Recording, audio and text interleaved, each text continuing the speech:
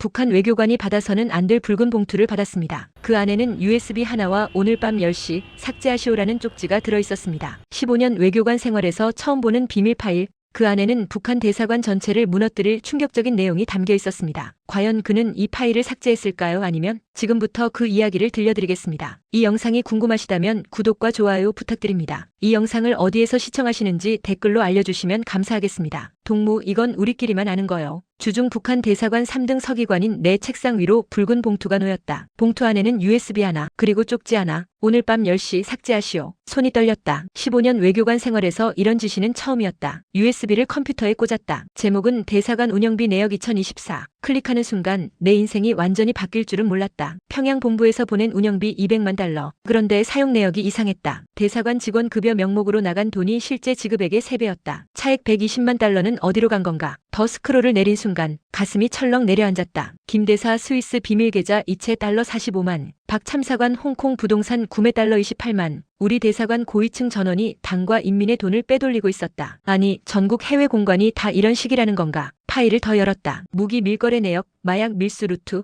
위조 지폐 유통망. 우리 대사관이 국가를 대표하는 게 아니라 범죄 조직의 거점이었다. 빡동무. 문이 벌컥 열리며 대사가 들어왔다. 나는 반사적으로 화면을 껐다. USB 다 봤소? 예, 동무대사. 대사가 내 어깨에 손을 올렸다. 무겁고 차가웠다. 박동무, 이제 우리 배를 탄 거요. 알겠소? 나는 고개를 끄덕였다. 거절할 수 없었다. 거절하면 평양행 비행기에 실려갈 테니까. 다음 달부터 동무도 몫을 받게 될 거요. 가족들 생각해서라도 잘 협조하시오. 대사가 나간 후 나는 한참을 멍하니 앉아 있었다. 가족. 아내 순이는 지금 대사관 관저 주방에서 저녁 준비 중일 것이다. 16살 딸 지영이는 베이징 국제학교에서 돌아오는 길일 테고 13살 아들 철호는 대사관 자녀들과 탁구를 치고 있겠지. 이 파일 내용이 새어나가면 우리 가족은 끝이다. 정치범 수용 소행이다. 하지만 이 범죄에 가담하면 우리는 인민을 배신하는 반역자가 되는 거다. 그날 밤 나는 USB를 삭제하지 않았다. 대신 내 개인 외장하드에 복사했다. 왜 그랬을까? 보험? 증거? 나도 잘 모르겠다. 그냥 지워버릴 수가 없었다. 한 달이 지났다. 내 중국 은행 계좌에 3만 달러가 입금됐다. 첫 배당금이었다. 순이는 좋아했다. 여보, 당에서 포상금이 나왔나 봐요.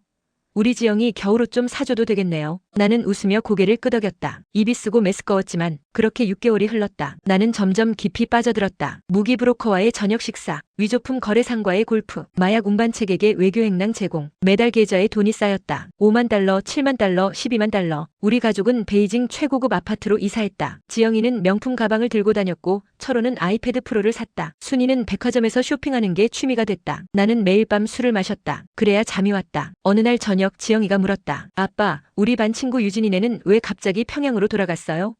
유진이 아빠도 대사관에서 일했잖아요. 나는 잠시 말을 잃었다. 유진이 아버지 리 참사관. 그는 한 달 전 갑작스런 소환령을 받고 평양으로 돌아갔다. 이유는 간단했다. 돈 배분을 둘러싼 갈등 끝에 대사에게 찍힌 것이다. 출장 갔어. 곧 돌아올 거야. 거짓말이었다. 리 참사관 가족은 지금쯤 요덕 수용소 어딘가에 있을 것이다. 그날 밤 나는 결심했다. 우리 가족은 여기서 빠져나가야 한다. 어떻게든. 복사해둔 USB 파일을 다시 열었다. 이건 우리 가족의 탈출 보험이 될 수 있다. 나만 정보기관에 넘기면 우리를 받아줄 것이다. 하지만 문제가 있었다. 대사관에는 보위부 요원들이 숨어있다. 우리 일거수일투족을 감시한다. 그리고 가장 큰 문제는 아내였다. 순이는 충성스러운 당원이다. 탈북 계획을 말하면 아내가 먼저 나를 보위부에 신고할 수도 있다. 어떻게 할까? 나는 창밖을 내다봤다. 베이징 야경이 화려하게 빛나고 있었다. 저 불빛 너머 어딘가에 자유가 있다. 하지만 그 자유로 가는 길은 가시밭이었다. 핸드폰이 울렸다. 대사였다. 박동무, 내일 오전 10시 내 집무실로 오시오. 중요한 얘기가 있어. 전화가 끊겼다. 온몸에 식은땀이 흘렀다. 혹시 내가 USB를 복사한 게 들킨 건가? 아니면 다른 이유인가? 나는 떨리는 손으로 외장하드를 꺼내 숨겼다. 그리고 가족들의 여권을 확인했다. 만약 내일이 마지막 기회라면 나는 결정해야 했다. 대사 집무실 문 앞에서 나는 심호흡을 했다. 손에 땀이 흥건했다. 노크했다. 들어오시오. 대사는 소파에 앉아 있었다. 그런데 혼자가 아니었다. 옆에 낯선 남자가 있었다. 인민복 차림의 무표정한 얼굴. 보위부다. 앉으시오, 박동무. 나는 의자에 앉았다. 다리가 떨렸다. 소개하지. 김철수 동무요. 평양에서 오셨소. 김철수가 나를 쳐다봤다. 눈빛이 날카로웠다. 박성민 동무 최근 6개월간 업무 태도가 매우 좋았다고 들었습니다. 감사합니다. 특히 서방 외교관들과의 관계 구축이 탁월하더군요. 미국 대사관 2등 서기관 제임스 리와도 친하다면서요? 순간 숨이 멎었다. 제임스 리, 한국계 미국인 외교관. 나는 그와 한 달에 2번 정도 골프를 쳤다. 업무상 필요한 인맥 관리였다. 아니, 그렇게 생각했다. 예, 정보 수집 차원에서. 좋소, 좋아. 김철수가 웃었다. 그런데 눈은 웃지 않았다. 그 친구 통해서 정보 하나 확인해 주시오. 무슨 정보입니까? 미국이 우리 대사관 계좌 추적하는지 여부요. 심장이 쿵 하고 내려앉았다. 미국이 돈 세탁을 눈치챈 건가? 그리고 김철수가 서류 하나를 꺼냈다. 리명철 참사관건 알고 계시죠? 예, 평양으로 소환됐다고. 배신자였습니다. 김철수의 목소리가 차가워졌다. 대사관 기밀 파일을 빼돌렸더군요. USB에 복사해서 온몸이 얼어붙었다. 다행히 우리가 먼저 발견했습니다. 지금 그 배신자는 수용소에서 자아비판 중이죠. 가족들과 함께. 김철수가 나를 똑바로 쳐다봤다. 박동무, 혹시 이상한 행동하는 직원 없습니까?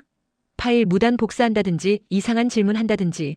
아닙니다. 제가 아는 한 없습니다. 잘 살피시오. 요즘 배신자들이 많아서 말이오. 김철수가 일어섰다. 그럼 수고하시오. 나는 비틀거리며 집무실을 나왔다. 복도에서 한참을 벽에 기댄 채 서 있었다. 들켰나? 아니, 아직은 아닌 것 같다. 하지만 시간 문제다. 보위부가 전수조사를 시작하면 내 외장하드도 발견될 것이다. 탈출해야 한다. 지금 당장. 사무실로 돌아와 핸드폰을 꺼냈다. 제임스 리에게 문자를 보냈다. 이번 주 골프 가능? 중요한 얘기 있음. 답장은 30분 후에 왔다. 목요일 오후 2시 오케이? 오케이. 3일 후였다. 3일 안에 계획을 세워야 한다. 퇴근길 나는 순이에게 전화했다. 여보, 오늘 저녁 우리 가족끼리 외식할까? 애들 좋아하는 북경오리집. 갑자기 무슨 일이에요? 그냥 가족들이랑 시간 보내고 싶어서. 식당에서 우리 가족은 웃고 떠들었다. 지영이는 학교 얘기를 했고 철호는 새로 배운 중국어 단어를 자랑했다. 순이는 내 손을 잡으며 미소 지었다. 여보, 요즘 왜 이렇게 다정해요?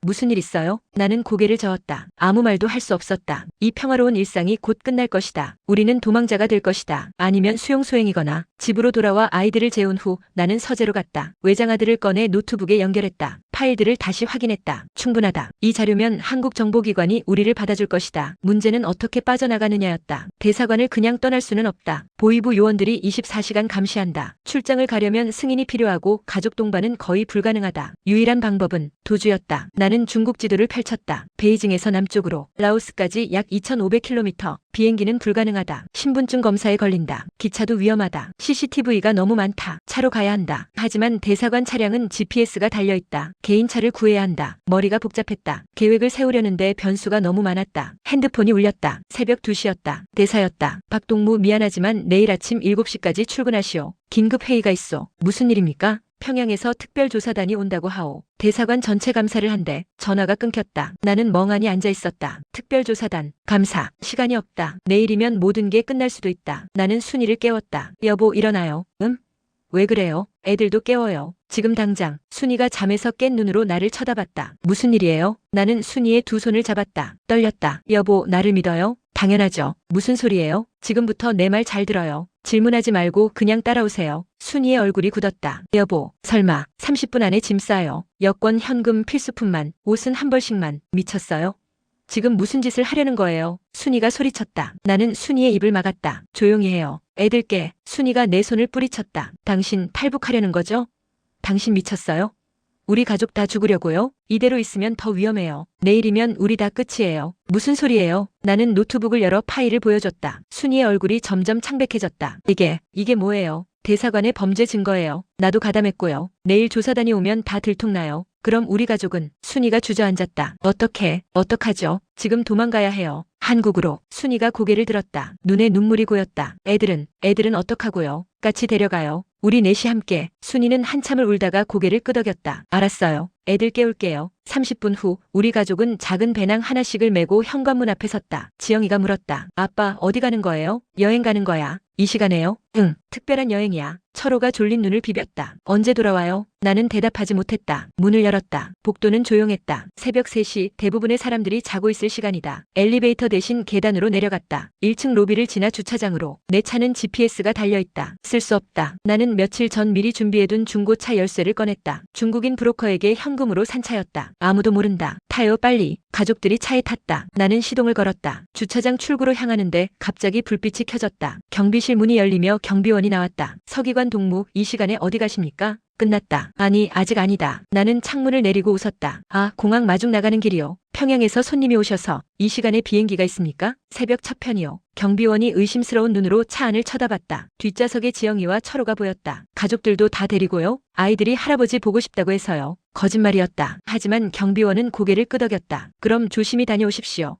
차단기가 올라갔다. 나는 천천히 엑셀을 밟았다. 너무 빠르면 의심받는다. 주차장을 빠져나와 도로로, 신호등을 지나 대로로. 베이징 거리는 텅 비어 있었다. 1km, 2km, 3km. 대사관에서 점점 멀어졌다. 순이가 뒤를 돌아봤다. 여보, 정말 괜찮을까요? 모르겠어요. 하지만 돌아갈 수는 없어요. 나는 핸들을 꽉 잡았다. 내비게이션에 목적지를 입력했다. 공명, 중국 남서부 라오스 국경에서 가장 가까운 대도시, 거리 2876km, 예상시간 30시간. 우리에게 그만한 시간이 남아있을까? 핸드폰을 꺼냈다. 제임스 리에게 마지막 문자를 보냈다. 급한 일 생겨서 골프 취소. 나중에 연락할게. 그리고 핸드폰 전원을 껐다. GPS 추적을 막기 위해 철호가 뒷좌석에서 물었다. 아빠, 우리 어디 가는 거예요?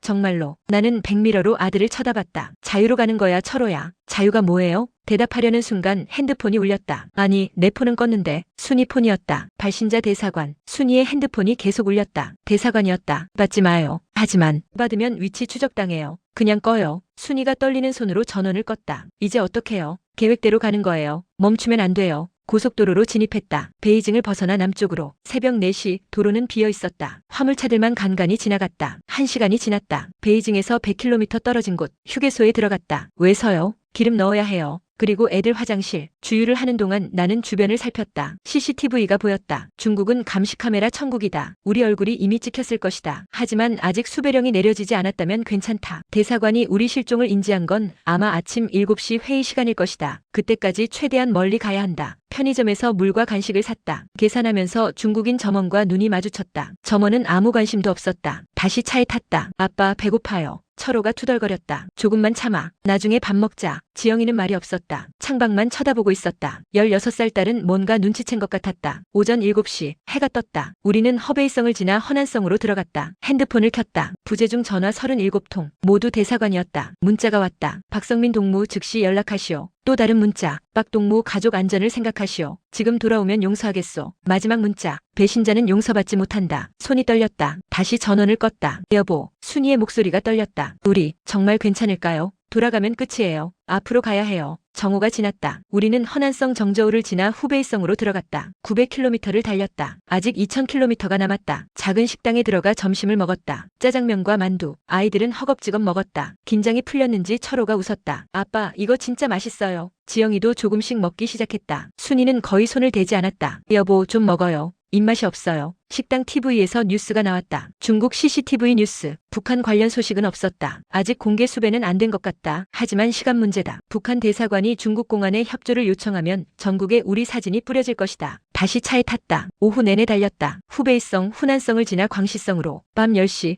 우리는 난닝 외곽에 도착했다. 2000km를 달렸다. 곤명까지 900km 남았다. 모텔에 들어갔다. 신분증 검사가 있었다. 가짜 여권을 내밀었다. 며칠 전 브로커에게 산 것이었다. 주인이 의심스러운 눈으로 쳐다봤지만 현금을 더 주자 아무 말 없이 열쇠를 줬다. 방에 들어가자마자 아이들이 쓰러지듯 침대에 누웠다. 아빠, 언제까지 가요? 내일이면 거의 다 왔어. 거짓말이었다. 곤명에 도착해도 끝이 아니다. 거기서 라오스 국경까지 또 가야 하고 국경을 넘어야 하고 태국으로 가야 하고. 순이가 샤워실에서 울고 있었다. 물소리에 섞여 들리는 흐느낌. 나는 창밖을 바라봤다. 어둠 속에서 깜빡이는 불빛들. 저 너머 어딘가에 자유가 있다. 핸드폰을 다시 켰다. 새로운 문자가 와 있었다. 박성민, 너 이미 끝났다. 중국 공안이 너를 찾고 있다. 48시간 내 체포될 것이다. 가족들이라도 생각해라. 가슴이 철렁했다. 중국 공안이 움직이기 시작했다면. 문을 두드리는 소리. 심장이 멎었다. 누구세요? 서비스입니다. 수건 가져왔어요. 문을 조금 열었다. 젊은 여자 직원이었다. 수건을 건네며 웃었다. 편히 쉬세요. 문을 닫았다. 온몸이 땀으로 젖어 있었다. 이러다간 미쳐버릴 것 같다. 새벽 5시, 우리는 다시 출발했다. 마지막 구간이다. 곤명까지 900km. 광시성을 지나 윈난성으로. 도로는 험했다. 산길이 계속됐다. 오후 3시 곤명 외곽에 도착했다. 이제 남은 건 국경이다. 하지만 문제가 있었다. 라오스 국경은 철저히 통제된다. 정식 통과는 불가능하다. 미립국을 해야 한다. 나는 며칠 전 브로커에게 연락한 적이 있었다. 탈북자들을 도와준다는 조선족 브로커. 그에게 문자를 보냈다. 곤명 도착. 만날 수 있나? 답장은 30분 후에 왔다. 오늘 밤 8시. 주소 보낸다. 혼자와 오후 3시 곤명 외곽에 도착했다. 이제 남은 건 국경이다. 하지만 문제가 있었다. 라오스 국경은 철저히 통제된다. 정식 통과는 불가능하다. 미립국을 해야 한다. 나는 며칠 전 브로커에게 연락한 적이 있었다. 탈북자들을 도와준다는 조선족 브로커. 그에게 문자를 보냈다. 곤명 도착. 만날 수 있나? 답장은 30분 후에 왔다. 오늘 밤 8시. 주소 보낸다. 혼자 와. 주소가 왔다. 곤명 외곽의 허름한 동네였다. 여보, 나 혼자 다녀올게요.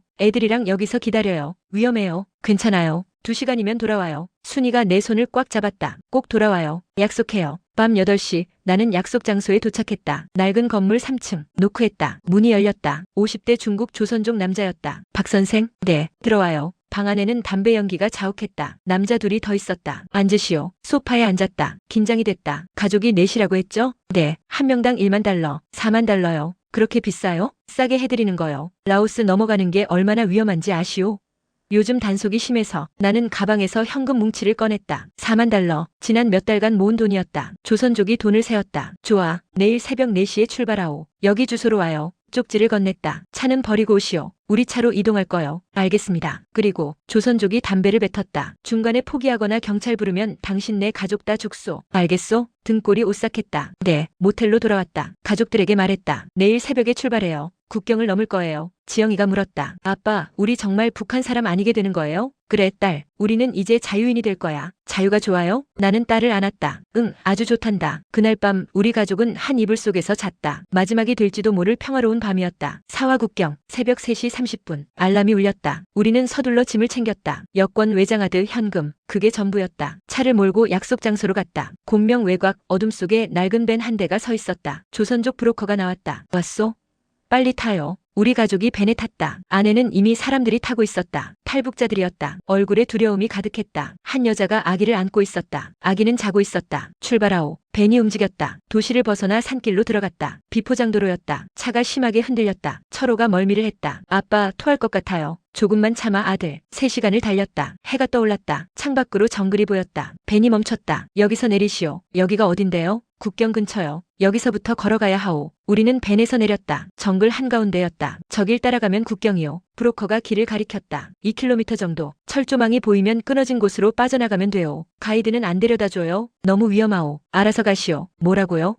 돈 받고. 브로커가 칼을 꺼냈다. 더 떠들면 여기 묻어버리오. 알아서 살길 찾으시오. 벤이 떠났다. 우리는 정글에 남겨졌다. 순이가 울기 시작했다. 여보, 이제 어떡해요? 우리 다 죽는 거 아니에요. 울지 마요. 애들 무서워해요. 다른 탈북자들도 패닉 상태였다. 이거 사기 아니에요? 경찰 불러야 되는 거 아니에요? 나는 침착하게 말했다. 경찰 부르면 우리 다 북송됩니다. 갈 수 있는 데까지 가봐야 해요. 당신이 이끌 거요? 제가 해보겠습니다. 우리 일행은 총 12명이었다. 우리 가족 4명, 젊은 여자와 아기, 50대 부부, 20대 남자 2명, 30대 여자 1명. 나는 앞장섰다. 다들 따라오세요. 조용히 정글을 걸었다. 풀이 무성했고 땅은 질척거렸다. 뱀이 지나갔다. 지영이가 비명을 참았다. 1시간을 걸었다. 철조망이 보였다. 저기요. 가까이 가니 3m 높이의 철조망이었다. 그런데 한쪽이 끊어져 있었다. 브로커 말이 맞았다. 빨리 빠져나가요. 한 명씩 철조망을 통과했다. 아기를 아는 여자가 힘들어했다. 내가 아기를 받아 먼저 건넸다. 모두 통과했다. 이제 라오스예요? 그런 것 같아요. 하지만 안심하기 이르다. 라오스 경찰에 잡히면 중국으로 돌려보내진다. 계속 걸었다. 2시간, 3시간. 해가 높이 올랐다. 더웠다. 철호가 쓰러졌다. 아빠, 못 걷겠어요. 내가 철호를 업었다. 무거웠지만 멈출 수 없었다. 마을이 보였다. 라오스 소수민족 마을이었다. 저기 가서 도움 청해야 하나요? 아니요. 신고할 수 있어요. 마을을 피해 숲으로 돌아갔다. 그때였다. 멈춰. 뒤에서 목소리가 들렸다. 라오스 말이었다. 그리고 총소리. 탕. 경찰이었다. 뛰어요. 우리는 미친 듯이 달렸다. 숨이 찼다. 뒤에서 소리가 들렸다. 발소리, 고함. 순이가 넘어졌다. 여보. 순이를 일으켜 세웠다. 무릎이 까졌다. 피가 났다. 괜찮아요, 가요. 앞서 달리던 20대 남자가 잡혔다. 경찰이 그를 땅에 눕혔다. 우리는 계속 달렸다. 강이 나타났다. 메콩강이었다. 건너야 해요. 물이 너무 세요. 망설일 시간이 없었다. 나는 철호를 안고 물에 뛰어들었다. 차가웠다. 물살이 샜게 끌려갔다. 철호가 비명을 질렀다. 아빠. 한 손으로 철호를 안고 다른 손으로 헤엄쳤다. 뒤에서 순이와 지영이가 따라왔다. 강 중간쯤 왔을 때 총소리가 들렸다. 탕, 탕. 물이 튀었다. 겨냥 사격은 아니었다. 경고 사격이었다. 필사적으로 헤엄쳤다. 팔이 저렸다. 숨이 막혔다. 강 건너편에 도착했다. 기어 올라왔다. 우리 가족 모두 무사했다. 뒤돌아보니 다른 탈북자들도 건너오고 있었다. 하지만 아기를 아는 여자는 없었다. 어디 갔어요? 잡혔어요. 가슴이 무너졌다. 하지만 돌아갈 수 없었다. 계속 가야 해요. 몸이 젖은 채로 또 걸었다. 옷이 무거웠다. 축축했다. 해질 무렵 우리는 작은 마을에 도착했다. 여기가 어디죠? 한 현지인에게 물었다. 그는 손짓으로 대답했다. 루앙프라방, 라오스 중부 도시였다. 중국 국경에서 200km 떨어진 곳. 우리는 한 게스트하우스를 찾았다. 주인은 외국인들이 많이 온다는 듯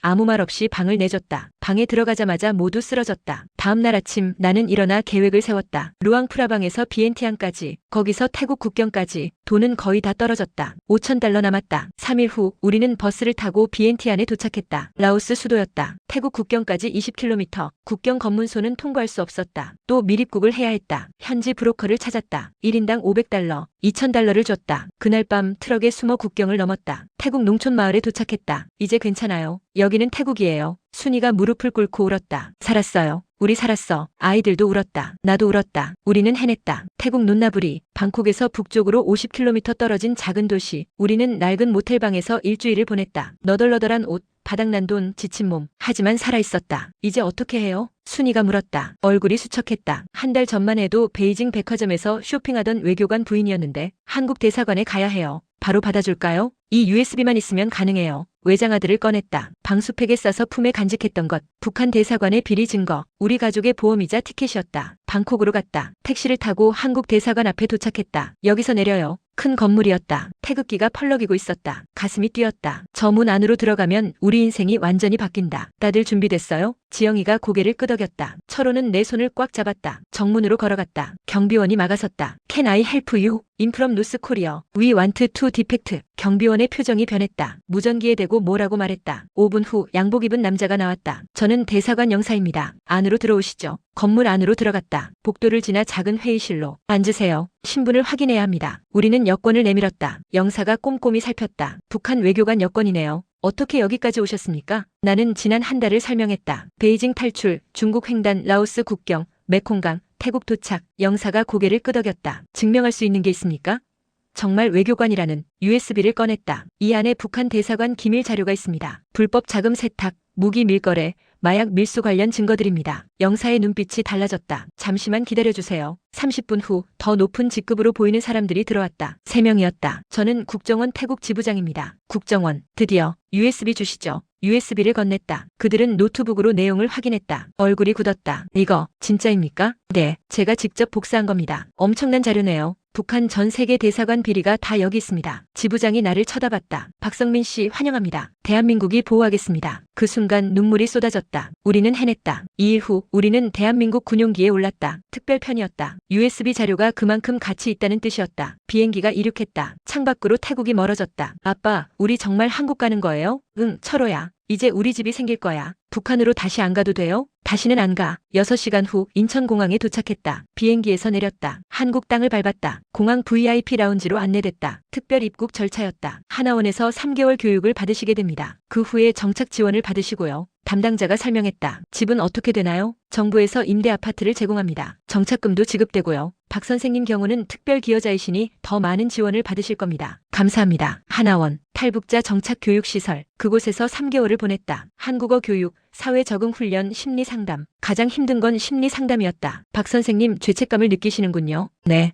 혼자만 살아남은 것 같아서. 아기를 아는 여자 라오스 경찰에 잡힌 청년들. 그들은 어떻게 됐을까? 살아남으신 게 잘못이 아닙니다. 박 선생님은 가족을 지키셨어요. 상담사가 말했다. 3개월 후 우리는 하나원을 수료했다. 서울 강서구 작은 아파트가 우리 집이 됐다. 18평. 북한과 베이징에서 살던 집보다 훨씬 작았다. 하지만 우리 것이었다. 여보, 우리 집이에요. 순이가 빈 거실에서 웃었다. 지난 3개월 동안 못 보던 미소였다. 지영이와 철호는 자기 방을 꾸미느라 신났다. 아빠, 여기 침대 놓을까요? 그래, 딸. 내가 원하는 대로 해. 저녁에 치킨을 시켜 먹었다. 한국 치킨. 맛있었다. 아빠, 이거 짱이에요. 철호가 눈을 반짝였다. 그날 밤 침대에 누워 천장을 바라봤다. 자유. 6개월이 지났다. 나는 한국 외대에서 강의를 하고 있었다. 북한 외교 시스템의 실체. 한 학기 특강이었다. 북한 외교관들은 외교가 아니라 돈벌이를 합니다. 각 대사관은 자력갱생해야 하거든요. 학생들이 고개를 끄덕였다. 강의를 마치고 교수 연구실로 돌아왔다. 이메일이 와 있었다. 박성민 교수님 국제학술대회 초청. 교수. 나는 이제 교수였다. 북한학 전문가. 내 경험과 지식이 돈이 되고 사회에 기여하고 있었다. 순이는 강서구 문화센터에서 중국어를 가르치고 있었다. 베이징에서 10년 산 경험이 도움됐다. 오늘 수강생이 또 늘었어요. 20명이나 돼요. 순이는 웃으며 저녁 준비를 했다. 김치찌개, 한국 음식을 배우고 있었다. 지영이는 대안학교 2학년이 됐다. 일반 고등학교는 힘들 것 같아서 탈북 청소년 특화 학교를 선택했다. 아빠, 오늘 반에서 발표했어요. 내가 베이징에서 살았던 얘기. 잘했네, 딸. 친구들이 신기해했어요. 북한 외교관 딸이었다고. 지영이는 이제 자신의 정체성을 숨기지 않았다. 당당했다. 철호는 중학교 1학년 축구부에 들어갔다. 아빠, 다음 주에 시합 있어요. 올 거죠? 당연하지. 우리는 평범한 가족이 됐다. 아침에 일어나 학교 가고 출근하고 저녁에 모여 밥 먹고 주말엔 영화 보러 가고. 하지만 완전히 평범하지는 않았다. 가끔 악몽을 꿨다. 보이부 요원들이 우리를 쫓아오는 꿈, 메콩강을 건너는 꿈, 아기 울음소리가 들리는 꿈. 여보, 괜찮아요? 순이가 깨웠다. 악몽 꿨어요. 또요? 응. 순이가 나를 안았다. 우린 안전해요. 여기는 한국이에요. 그래도 불안은 남았다. 북한이 우리를 잊지 않았다는 걸 알았으니까. 실제로 위협도 있었다. 석 달 전 정체불명의 남자가 우리 아파트 앞에서 배회했다. CCTV에 찍혔다. 국정원이 조사했지만 잡지 못했다. 조심하세요. 북한이 포기하지 않을 겁니다. 담당 요원이 말했다. 그래서 우리는 조심했다. 늘 주변을 살피고 낯선 사람을 경계하고 아이들에게도 안전수칙을 가르쳤다. 하지만 두려움에 갇혀 살 수는 없었다. 우리는 자유를 위해 목숨 걸고 왔으니까. 1년이 지났다. 크리스마스였다. 우리 가족은 명동 거리를 걸었다. 반짝이는 불빛들, 캐럴 소리, 사람들의 웃음. 아빠, 저거 뭐예요? 철호가 대형 트리를 가리켰다. 크리스마스 트리야. 예뻐요. 우리는 트리 앞에서 사진을 찍었다. 가족 사진. 북한에서는 상상도 못할 일이었다. 종교 행사에 참여하다니. 그것도 자본주의의 상징인 명동에서. 저녁은 이태원 식당에서 먹었다. 파스타와 스테이크. 맛있어요. 지영이가 환하게 웃었다. 이제 17. 완전히 한국 청소년이 됐다. 집으로 돌아오는 길 순이가 말했다. 여보, 우리 잘한 거 맞죠? 뭐가요? 탈북. 여기 온 거요. 나는 순이 손을 잡았다. 물론이죠. 최고의 결정이었어요. 가끔 후회될 때가 있어요. 베이징에서 편하게 살 수도 있었는데. 하지만 그건 진짜 삶이 아니었어요. 매일 거짓말하고 범죄에 가담하고 두려워하면서 사는 거. 그게 무슨 삶이에요. 그래도 무서워요. 북한이 우리를. 괜찮아요. 우리에겐 대한민국이 있어요. 집에 도착했다. 따뜻한 집, 우리 보금자리, 침대에 누웠다. 스마트폰으로 뉴스를 봤다. 북한 외교관 집단 망명 파동. 전 세계 10개 공관에서 탈북 러시. 내가 넘긴 USB 자료가 파장을 일으켰다. 북한 해외 공관들의 비리가 폭로되면서 더 많은 외교관들이 탈출을 시도하고 있었다. 어떤 이들은 성공했고 어떤 이들은 실패했다. 나는 그들을 위해 기도했다. 종교는 없지만 그래도 기도했다. 부디 살아서 자유를 찾기를. 밤이 깊었다. 거실에서 소리가 났다. 나가보니 지영이가 소파에 앉아 있었다. 딸, 왜 앉아? 아빠, 질문 하나만 해도 돼요? 그래, 우리 배신자인가요? 가슴이 먹먹했다. 왜 그런 생각을 해? 학교 애들이 그래요. 북한 사람들은 우리를 배신자라고 생각할 거라고. 조국을 버린 반역자라고. 앉아서 딸의 손을 잡았다. 지영아, 조국이 뭘까? 나라요? 아니야. 조국은 땅이 아니야. 사람이지. 가족이고 이웃이고 함께 사는 사람들이야. 우리는 북한 땅을 배신한 게 아니야. 우리를 억압하고 거짓말하고 범죄를 강요하는 시스템을 거부한 거지. 그게 배신이라면 나는 기꺼이 배신자가 될래. 지영이가 울기 시작했다. 아빠, 가끔 무서워요. 내가 나쁜 짓 한 것 같아서. 아니야, 딸. 넌 아무 잘못 없어. 넌 그냥 자유롭게 살고 싶었던 거야. 그게 뭐가 나빠? 정말요? 응. 너는 멋진 애야. 용감하고 똑똑하고 착하잖아. 지영이를 안았다. 딸이 흐느꼈다. 괜찮아. 다 괜찮을 거야. 다음 날 아침, 우리 가족은 함께 아침을 먹었다. 토스트와 우유. 오늘 일정이 어떻게 돼? 저는 오전에 강의, 오후에 회의요. 저는 문화센터 수업이요. 저는 학교 끝나고 친구들이랑 스터디. 저는 축구 연습. 평범한 대화. 평범한 가족. 우리는 더 이상 특별하지 않았다. 그냥 서울에 사는 한 가족일 뿐. 그게 좋았다. 문을 나서며 현관을 돌아봤다. 신발장, 우산꽂이, 벽에 걸린 가족 사진. 이게 우리 집이다. 우리가 목숨 걸고 찾아온 곳. 밖으로 나갔다. 햇살이 따뜻했다. 지하철역으로 걸어가면서 하늘을 올려다봤다. 파란 하늘, 자유의 하늘. 북한에서는 하늘도 억압받는 기분이었다. 감시당하고 통제당하고. 여기는 달랐다. 하늘이 넓었다. 지하철을 탔다. 사람들이 가득했다. 모두 자기 일상을 살고 있었다. 나도 그중 하나였다. 더 이상 외교관이 아니고 탈북자도 아니고 그냥 한 명의 시민. 학교에 도착했다. 강의실로 들어갔다. 교수님, 안녕하세요. 학생들이 인사했다. 안녕하세요. 오늘은 북한 주민들의 일상에 대해 얘기해 볼게요. 강의를 시작했다. 내 이야기를 했다. 평양에서의 어린 시절, 대학, 외교관 생활, 베이징, 그리고 탈출. 자유가 뭔지 아세요? 학생들이 조용히 들었다. 자유는 선택할 수 있는 거예요. 내 인생을, 내 미래를, 내 생각을. 북한에는 그게 없어요. 모든 게 정해져 있죠. 한 학생이 손을 들었다. 교수님, 후회하신 적 없으세요? 후회요? 네. 북한에서 높은 지위였잖아요. 다 버리고 나오셨는데. 웃었다. 단 한 번도 후회한 적 없어요. 아침에 일어나서 하고 싶은 거 할 수 있고 가족들이랑 웃을 수 있고 자유롭게 생각할 수 있는데 이것보다 귀한 게 어디 있어요? 강의를 마치고 연구실로 돌아왔다. 창밖을 봤다. 캠퍼스 풍경. 학생들이 걸어다니고 나무들이 바람에 흔들리고 평화로웠다. 핸드폰이 울렸다. 순이었다. 여보, 저녁에 삼겹살 어때요?